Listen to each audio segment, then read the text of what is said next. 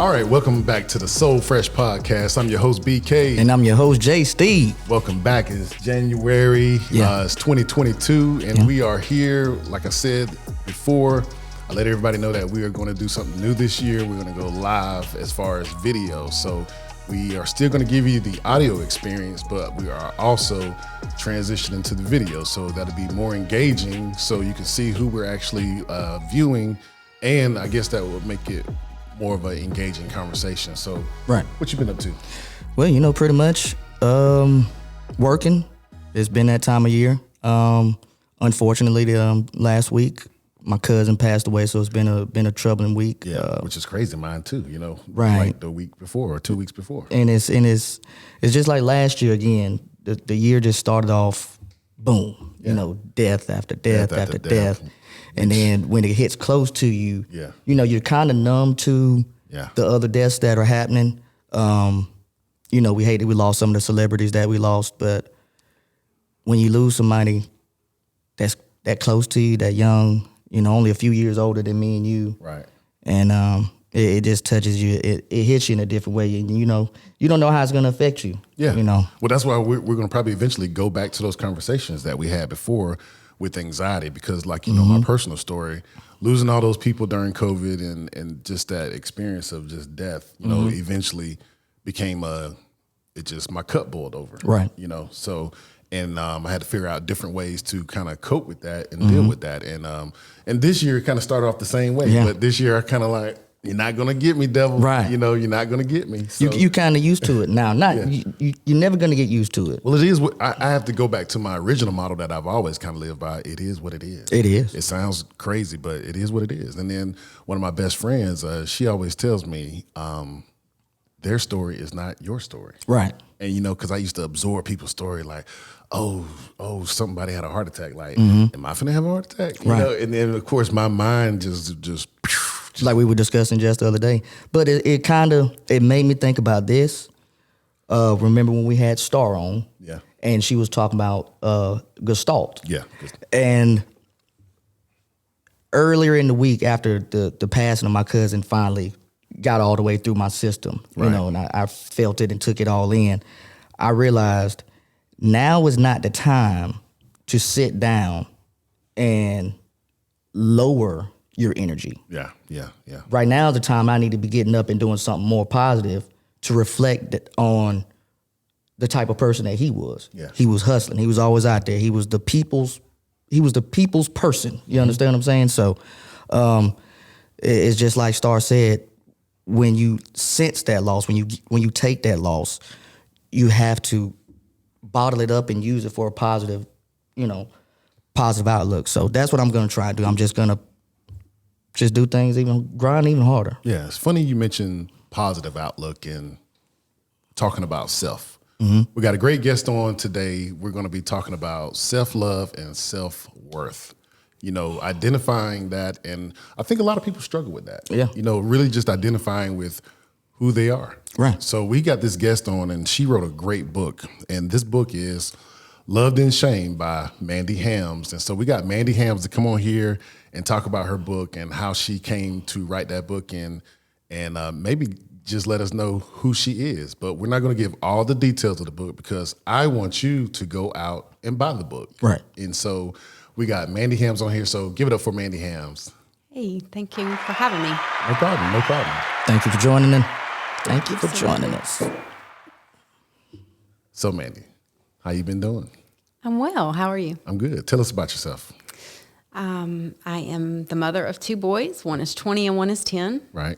Drastically different. One is sports and usually very calm, and the other was very high maintenance and likes calculus at 10 years old. So, oh, wow. So he's like a genius. He is. Yeah. He really is. Yeah. It's like my child Sheldon. So I do that. I am active at my church, right. And I teach Sunday school 3 to 5 year olds. So I love the babies. And I recently started substitute teaching. So I've gotten to work at the alternative school lately, and I love it. I have fallen in love with middle schoolers. Okay. Yeah. And I think reading your book, I think you've identified with maybe your ability that is your calling is teaching.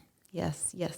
And every time I walk in the school, I can have a really bad morning and just feel like I don't have it in me. And as soon as I walk in there and see those kids, it's like everything changes and everything's good. And I know I'm exactly where I'm supposed to be. So that's good. Yeah. Definitely a calling. All right. We're going to talk about that.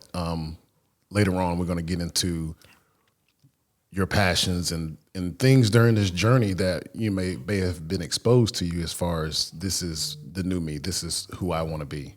All right. Right. All right. So we got a question for you. What was it that inspired you to write? I've always liked to write, but for me, writing has always been something that's therapeutic, or it's how I learn. And we had a singles event at the church, and afterwards, my pastor asked me, "When are you going to write the book?" Mm-hmm. And I said, "I'm not going to write a book. I'm going to write a blog." I was thinking about starting a blog, and he said, "No, you're going to write a book." And so I went home, and I was like, "I'm not going to write a book," and I wrote a book. So he manifested it for you. He did. He spoken into existence, things into my life all the time, and that was one of the bigger things, that has come to pass. That he spoke into my life and then encouraged me along the way. So is writing something you've done for years? Has it been a passion of yours since you were younger? Yes, I love to write. Even when I learn, I have to write something to learn it. Once I've written it down, I know it. Mm-hmm. And then if I just need to work through my feelings, a lot of times I'll have to write it, and then it kind of helps me work through it. So I love to write. I just never thought anybody wanted to read what I wrote. Yeah. So, and I noticed that, I wondered, that the writings that you used to put on social media, that kind of make its way to the book? Because I kind of saw it coming before you even mentioned it to me, because, you used to, do a lot of good writing. And I was like, she's kind of good at writing. This is real, in depth, and it makes sense. That's where my pastor saw it. And that's the only time he's seen me write. And he was like, you really have the gift of a scribe. You are able to write. And I was like, that's just something that if I feel it, I feel like I need to put it out there or whatever. I've always downplayed it, I guess. And he was like, no, this is for a bigger purpose. So. Right. And like you said, it's therapeutic for you at the same time. And that's a good thing. Sometimes people just need to write things down, whether it's a journal or your goals. Just write them down and get them out there. That's fantastic. And so, do you have the writing bug now? Has it bitten you? Like, do you want to write another one or another one? Do you want to go in a different area with writing? I still want to at some point start a blog, because I think that people need daily or weekly, more frequent, some sort of encouragement. Mm-hmm. But I do have a few other books already kind of in the play. I have a children's book that I've finished. All I need to do is get an illustrator. Okay. So. Yeah. So let's talk about the book. Okay. I know he asked a similar question, but how did we get there? What transpired to say, this is what's coming out on the pages? It had to come from somewhere. Originally, it was over 200 pages. I wrote and wrote, and each time I would send it to my pastor to proof it, he would say, "I can't read it. God said it's not time yet. It's not time yet." And I was like, I've already wrote it so many times, and I've written different pieces, different stories. And somebody said to me, and I don't remember exactly who it was, "You have to write it until it doesn't hurt anymore." And at the end of it, it's down to like 120 something pages now. I had to leave out a lot of the stories that hurt. And I had to get to the place where I didn't feel like everybody needed to hear it for me to be okay with it. Right. Yeah. And that was part of my healing, was just to write it enough times that I got the right perspective on it. Because there were a lot of things that it was the way I looked at it rather than how it actually was. Mm-hmm. And I had to come to terms with the reality of the situations and learn who I really was in those moments, and what was me projecting how I felt about myself on them, and what was them truly feeling a different way about me. Right. And so half of it's gone, but I had to work through it that way. Mm. Yeah, and one of the things that I loved about the book was the transparency. I respect that. And that's in line with what we do here, is trying to be transparent, speaking truth to power, and, just being honest with yourself. Mm-hmm. Me and him had a conversation the other day about just being honest about situations, even past situations, in relationships where, after the fact, I was probably wrong. I was probably an asshole. Right.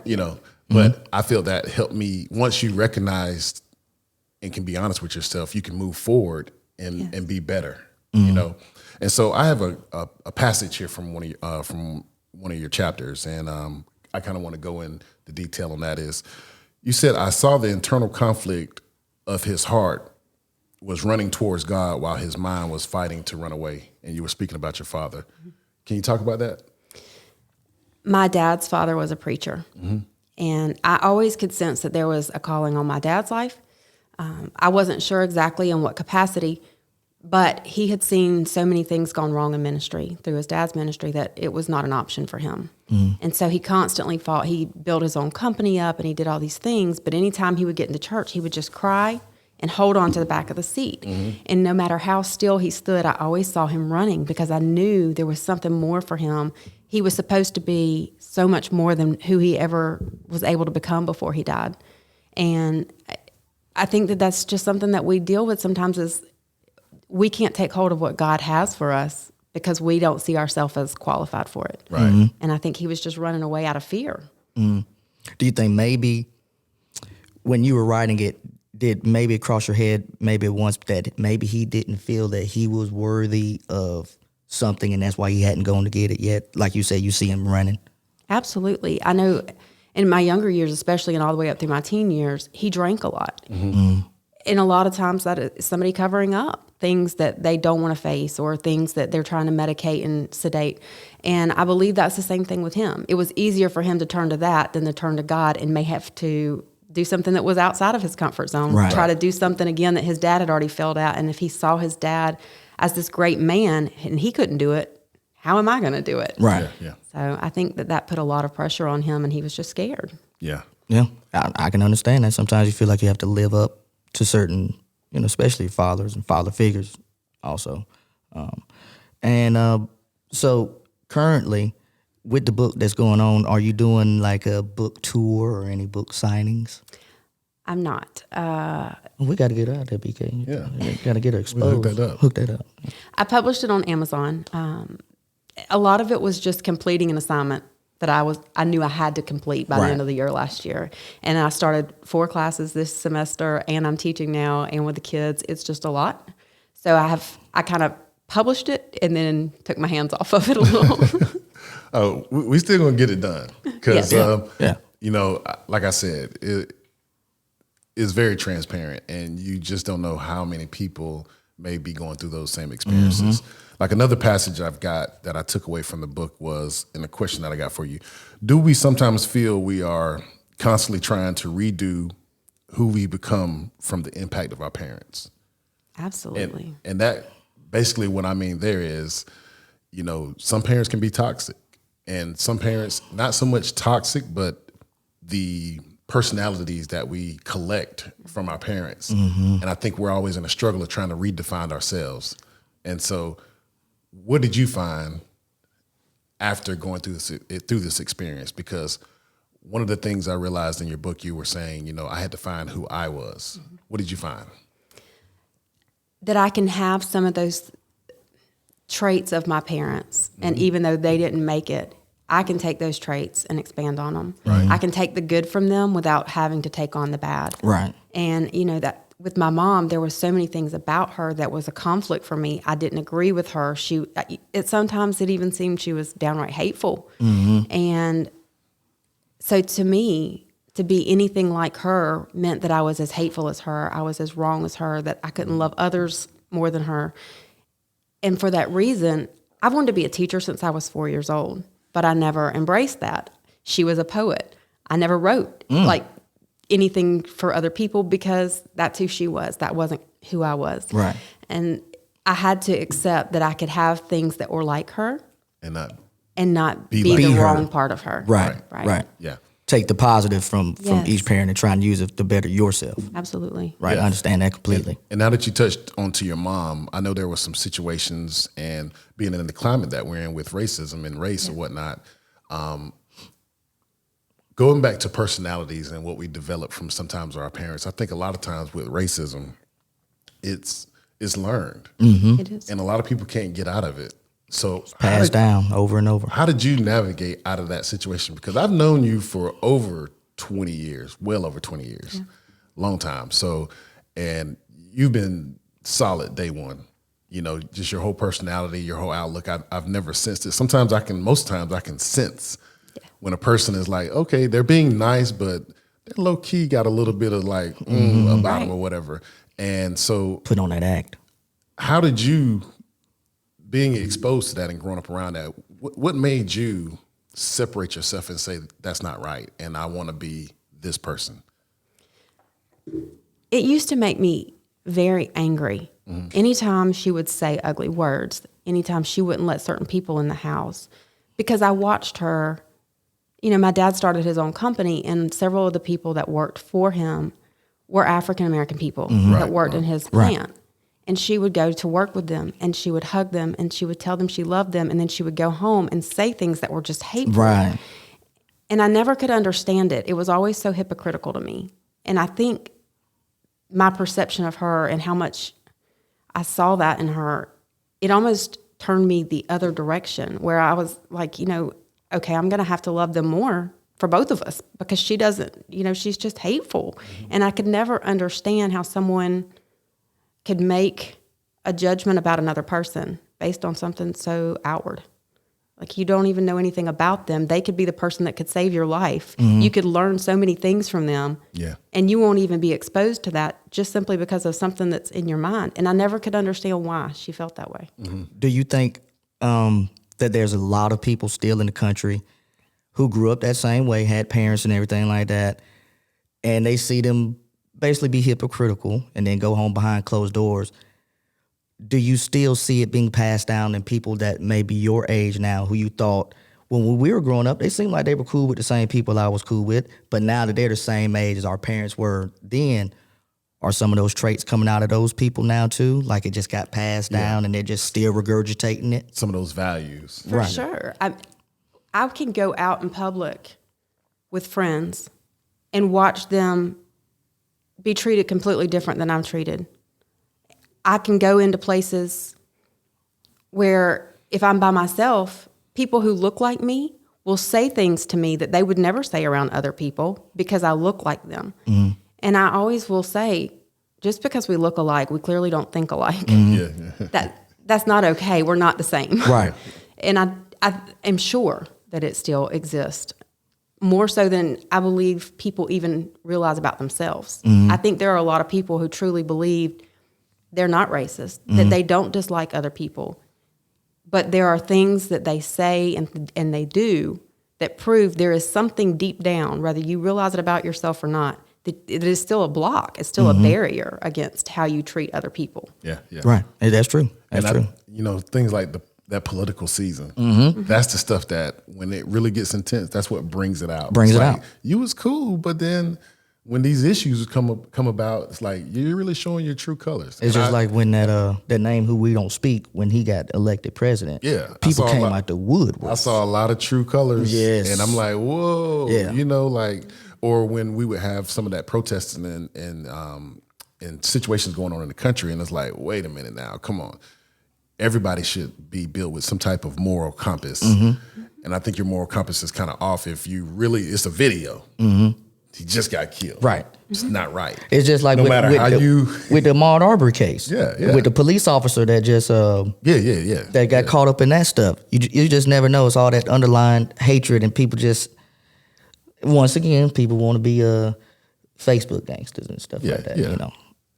Yes. So that's just one of those things that I've just never understood, but I've always saw that in you, that you've always separated that and just been genuine. So I always just wanted to know, based on reading your book, how did you come out of that? So let's talk about your dad for a little bit. Okay. Definitely one thing that I can really tell that was a lot of love there. Yeah. A lot of love. So I got another passage here that really struck out, and I thought it was great. Letting go of pain meant letting go of him. And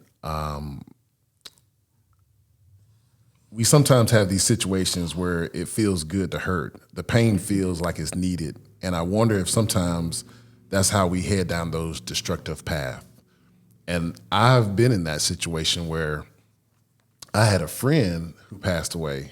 Meant a lot to me. He was my DJ. He was my friend, my next door neighbor. We was real tight. And there came a time where I felt guilty because I didn't feel like I thought about him that day, or I wasn't thinking about him as much no more. So it's like, and it's that thing of time.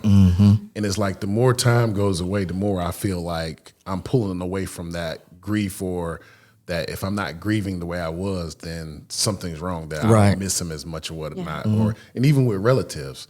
And so I wanted to talk about that a little bit when you made that statement about letting go of pain meant letting go of him. I completely understand that.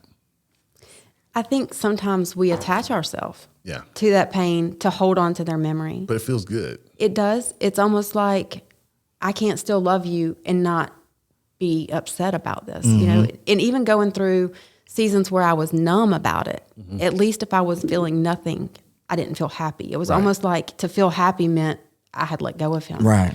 And I had to get to the point that I realized that you could still be happy. I can still be happy. And the greatest thing I could do for him, if I really truly understand the love he had for me, is to take those things that he wasn't able to finish, that he wasn't able to accomplish, and be great at them versus staying in a state of mourning, you know, for the rest of my earthly life. But I think it's so easy to do, to just hold on to that because that's all we have left of them is their memory. Right. Yeah. Yeah. Sometimes it holds you down in a rut, but you just got to dig yourself out and just keep moving forward, as they say. I mean, we've all been dealing with a lot of loss. I mean, a lot.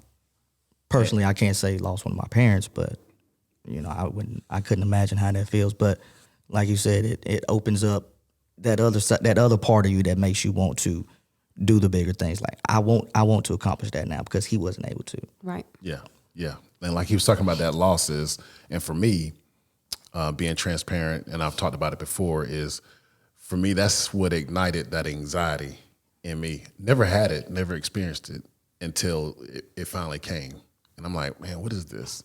And then, you know, and I got a therapist because I wanted to really just combat it and hit it head on. And like, I got to deal with this. I don't want it to go even farther and farther, whatnot. And, you know, she said something real interesting. She was just like, you know, these reactions that you're having to the thoughts or whatever, it is a type of grieving. And I think your sister mentioned something about that people grieve in different ways. They grieve in different ways, right? Yeah, yeah. And so that was a great passage in the book, and I really connected. That's probably my favorite part when I read that, because through it all, and that was in 2006, I really understood that, because I'm like, man, you really don't want to let go. And then you notice that, you know, a year later, like, I don't really think about them no more like I used to. I still think about them, but, you know, I'm not really just. But you know what gets you sometimes? What? What gets me, I don't know if it happens to everybody else, but sometimes you start feeling somewhat upset with yourself, like, should I be more sad? Yeah, like, why am I not sad? Should I be crying and I'm not shedding a tear? Or is it bad that I like to deal with things internally and people still to this day, you know, all my life, you got to stop dealing with things internally, you know, let it out. Well, damn it, you know what? That's how I deal with it. Yeah. Just because I'm not out there with you saying, kumbaya, I'm so sorry, let's sit down and pray. I'm sad, damn it. But I've never been the one to externally be emotional when it comes to loss of life. I don't know why. Now, well, that's why I asked that question. Is that how we internalizing things? Is that how we end up going down those destructive paths? You know? Well, yeah, but see, that's why I also got a therapist as well, because I did start going down that destructive path, if you do remember.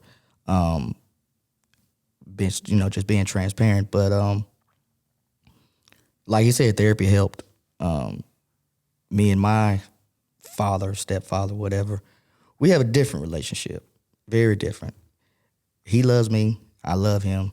We just can't get along. We're like oil and water. He's a Scorpio, I'm a Sagittarius. So maybe that's probably what the problem is. We have another Sagittarius in the building. Oh, really? You said?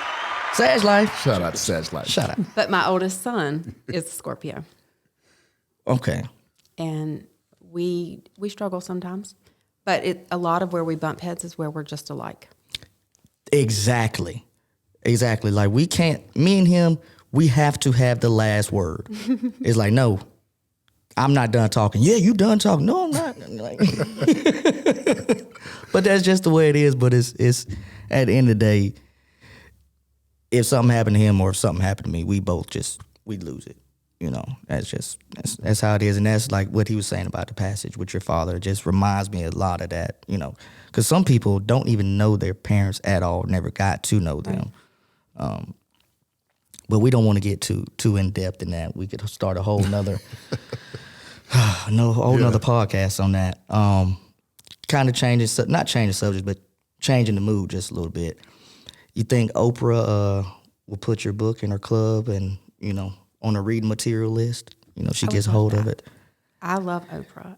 I love everything that she does for so many people. Mm-hmm. And her story is incredible to me.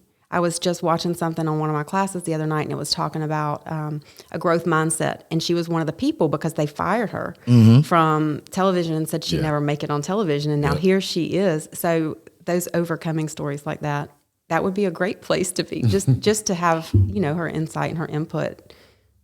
Even. But we just will manifest it. We're going to speak it, speak into existence, like your pastor did.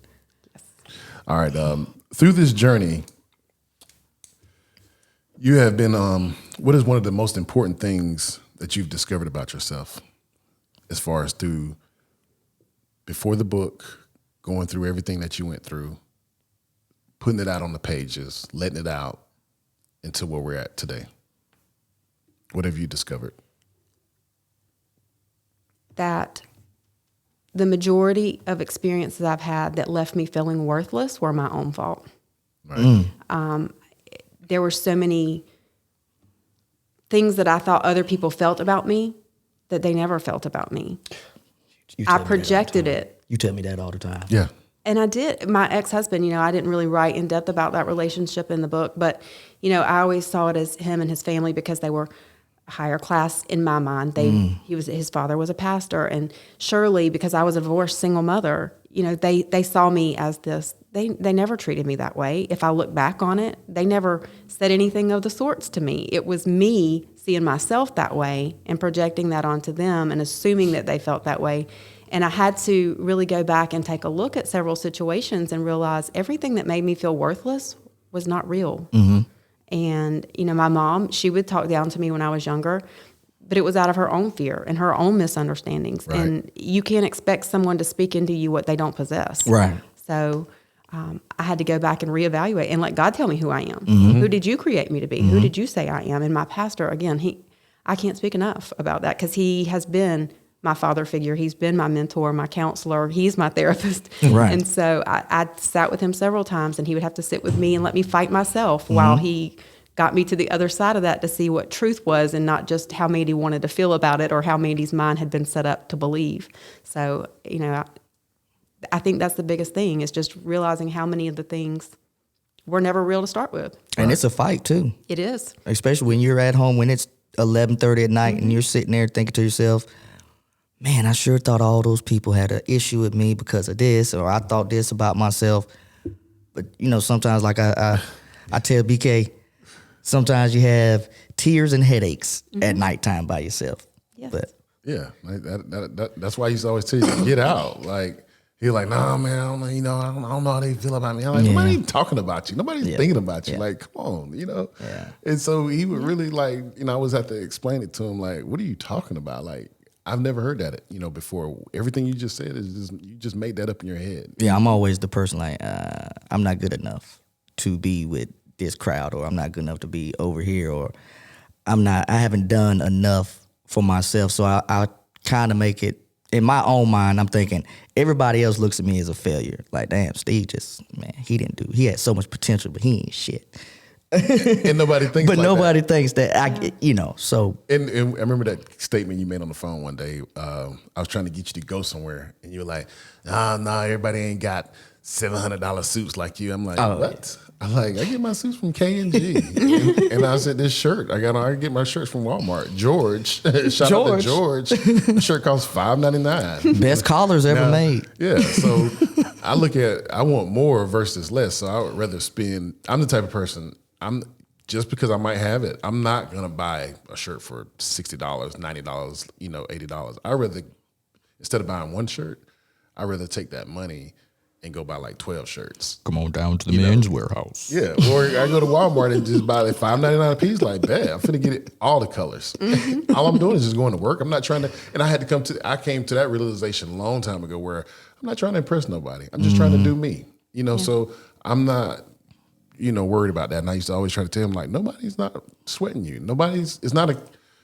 We're all adults now. There are some people who are vain like that and I guess high maintenance, but, our circle or whatever, nobody's thinking like that. Like, no, we might move different because we have a circle where we always promote success and doing better. So, right. I appreciate my friends because I have friends, we will check each other. If you slipping, you're going to get checked. Oh yeah, you're going to get checked. Hey, you need to do better, and that's the kind of support I want. Right, absolutely. And so, talking more about the book. So he asked you earlier about what's next. So what do you see going forward? You were real transparent. I kind of almost feel you kind of almost got everything out, but I think you could have went probably 5 more chapters, maybe 4 more chapters. So what are we missing?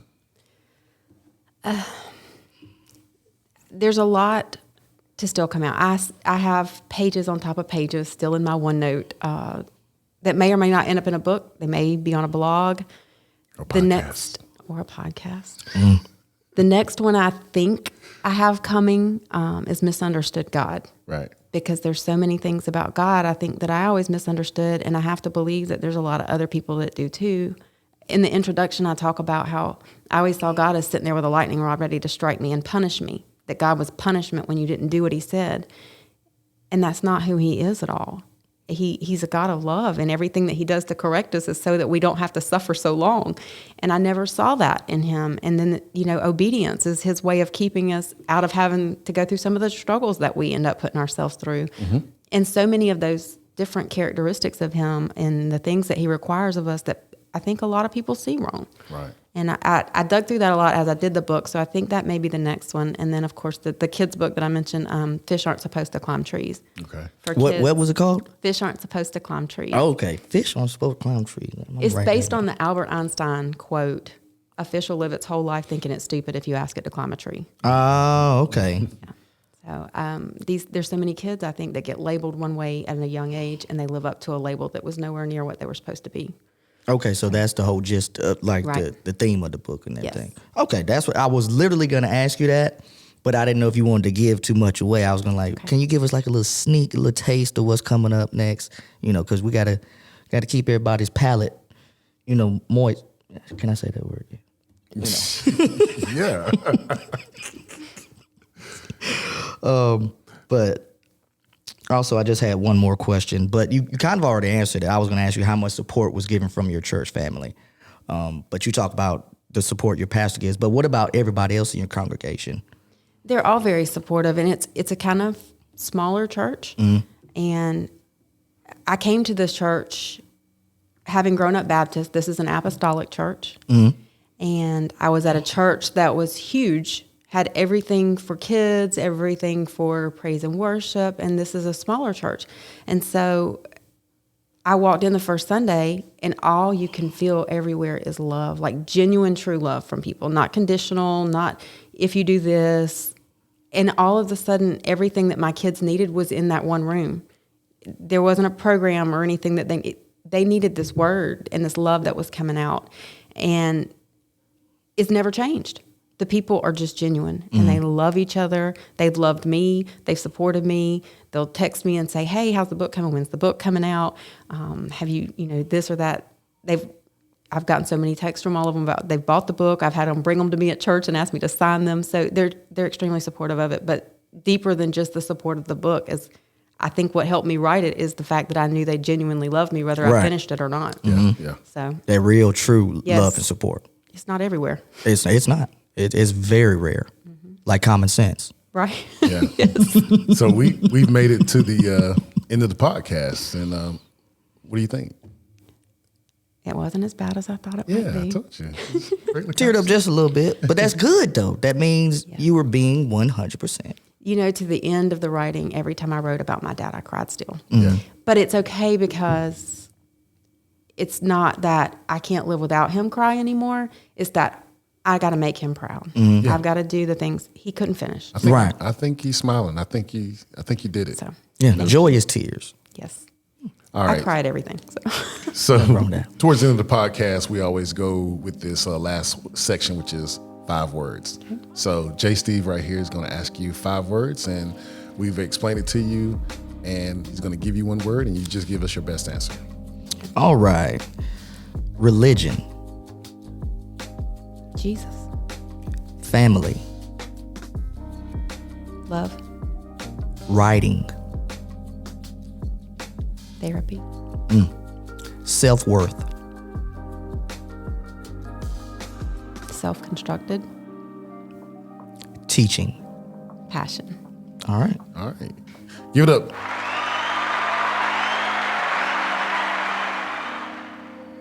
All right. That was Mandy Helms. Also, I want you to definitely check out her new book, which is Loved in Shame. Mm-hmm. And there's a little bit left to it. The truth about love that always finds the one. And also you can check out this book on Amazon, any other places? Just Amazon for now. Okay. All right. So, of course, we're going to get that link up for you and check it out and, go get the book. It's very transparent. It is very good. And I really believe that it can touch a lot of people as far as your experience, on paper, and people being able to read it and accept it and understand and say, you know what, I've always felt this type of way. I've lost someone, or I felt this way about myself, and there is a better side. The grass is always, the grass does get greener. And things will get better. Yes, All sir. right, so I'm your host, BK. And I'm your host, J. Steve. Peace.